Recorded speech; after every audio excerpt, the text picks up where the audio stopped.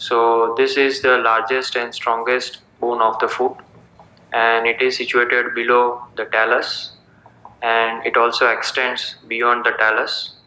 Its axes are directed forward, slightly upward, and laterally, like this in anatomical position. Okay. Now in front it articulates with cuboid to form calcaneocuboid joint, which is saddle radiosynovial joint, and above it articulates with the talus to form subtalar joint. Now let's see how to determine side of the given calcaneus. So it is having 6 surfaces, namely medial, lateral, anterior, posterior, dorsal, and plantar. Now you can clearly see the dorsal surface is having multiple articular facets, and medially it projects a bony shelf, that is sustentaculum tali. So this should be medially. Now this medial surface is concave, whereas lateral surface is almost flat, and the anterior surface is smallest, and it is having concave or convex articular surface. So this is right calcaneus I have. Similarly, if you see this, and this is sustentaculum tali, which should be medially. This is the largest articular facet, should be dorsally. This is concave medial surface and flat lateral surface. Similarly, you can make it confirm by seeing the smallest concave or convex anterior surface. So this is left calcaneum, this is right calcaneum, and they are situated like this. The long axes are forward, laterally, and slightly upward in anatomical position. See this, like this. So if you see the articulated foot from medial end, see the orientation of calcaneum. See, it is directed laterally, forward, and upward. See this. This is how it is oriented. Regarding general features, as I told you that it is having 6 surfaces: dorsal, plantar, medial, lateral, anterior, and posterior. So let's just first see the anterior surface. It is smallest and it is having concave or convex articular facet. Now this will articulate with corresponding concave or convex articular facet of the cuboid, and together they form calcaneocuboid joint, which is saddle synovial joint. So here you can see this is the proximal articular facet of the cuboid, and together they articulate like this. Okay, so this is saddle synovial joint, calcaneocuboid. Now the same thing when we see in articulated foot, just see over here, this is the calcaneocuboid joint. Now as we have discussed that the calcaneum is having slightly upward tilt. Now this upward tilt is maintained by bony projection from the cuboid, which is situated below. Now this is termed as calcanean angle. Okay, now this supports the calcaneum from below, and that maintains upward inclination like this in anatomical position. Now next is posterior surface. It is subdivided into 3 parts: upper third, middle third, and lower third. The upper third is smooth and it is related to bursa. The middle third is providing attachment to tendo Achilles and tendon of plantaris, whereas the lower third is subcutaneous and it is generally weight bearing, so it touches the surface in standing like this. Okay, see this. So here lies the fat, and this is subcutaneous part. So this is small concave or convex anterior surface, and this is the posterior surface. Now next is the plantar surface or inferior surface. Now it is easily identified by presence of 3 tubercles. There is a single anterior tubercle and 2 posterior tubercles, medial and lateral. Now this is concave medial surface, so obviously this will be the medial tubercle, and again this medial tubercle is large and it is weight bearing, whereas lateral tubercle is smaller. So when we put the calcaneum like this on the flat surface, it is the medial calcaneal tubercle, it is touching the surface like this. Okay, and there is a formation of triangular area between these 3 tubercles. Now this triangular area will provide attachment to long plantar ligament.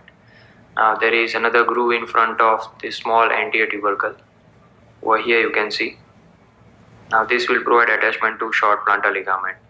Let me show you the same in articulated foot.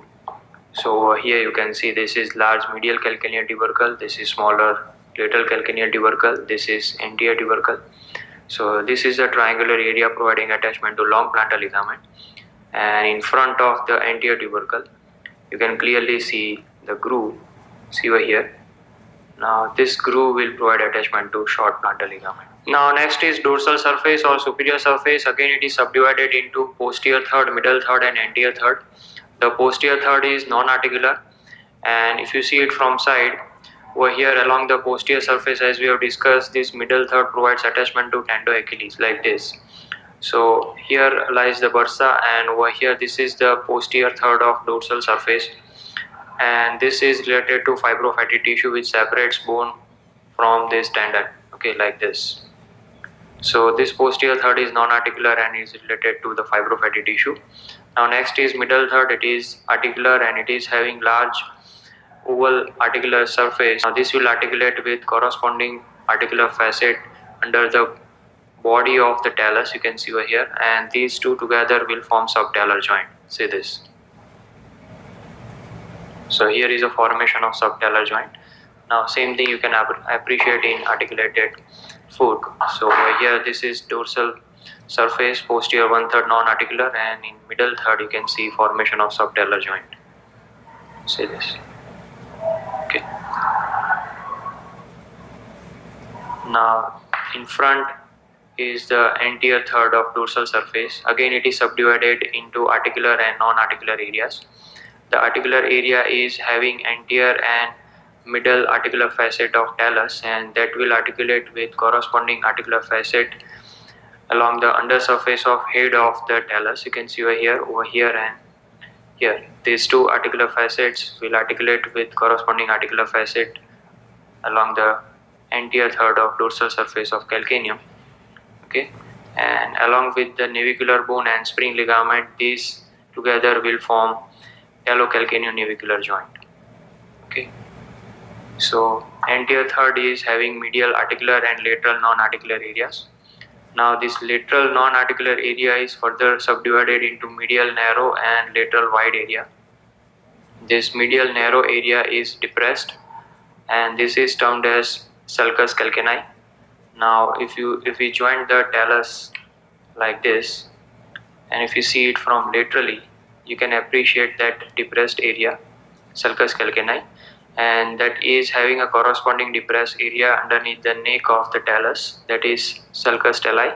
So together these two sulci will form a blind tract which is termed as sinus tarsi. Now this will provide attachment to interosseous talocalcaneal ligament. So here is the sulcus calcanei, this is sulcus talli, and this entire thing is sinus tarsi. Now lateral wide area over here, this will provide attachment to extensor digitorum brevis, inferior extensor retinaculum, and stem of bifurcate ligament. So these three structures are attached to the wider lateral area, whereas the medial narrow area will provide attachment to interosseous talocalcaneal ligament. So this is regarding dorsal surface or superior surface. Next is lateral surface. It is flat, it is subcutaneous, see over here, and in its anterior part it shows a tubercle or projection. This is termed as peroneal trochlea or peroneal tubercle. Now above to that lies tendon of peroneus brevis, and below to it lies tendon of peroneus longus, and itself it provides attachment to inferior peroneal retinacula. So this is lateral surface. The same thing you can appreciate in articulated foot. See, this is lateral surface, and over here is the peroneal trochlea. Now last surface is medial surface. It is concave from above downward. See this, and along its anterosuperior part it shows a bony shelf. This is termed as sustentaculum talli. It is said just because it supports the talus from below. So if we put talus like this, the head of the talus is supported from below by superior surface of the sustentaculum talli like this.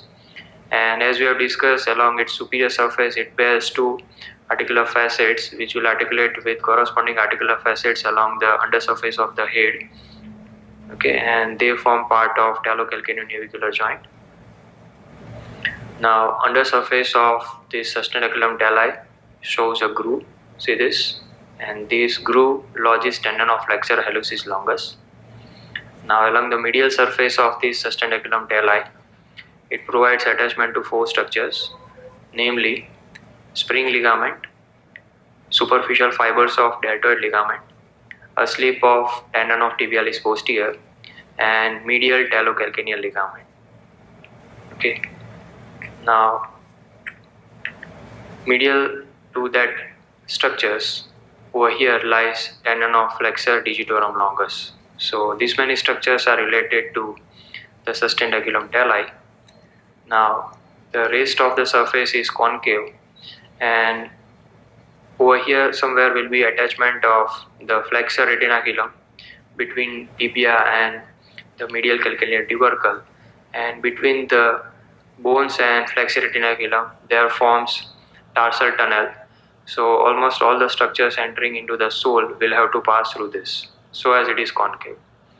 So this is regarding medial surface. So these are the features and attachments along the calcaneus. Hope you understood well.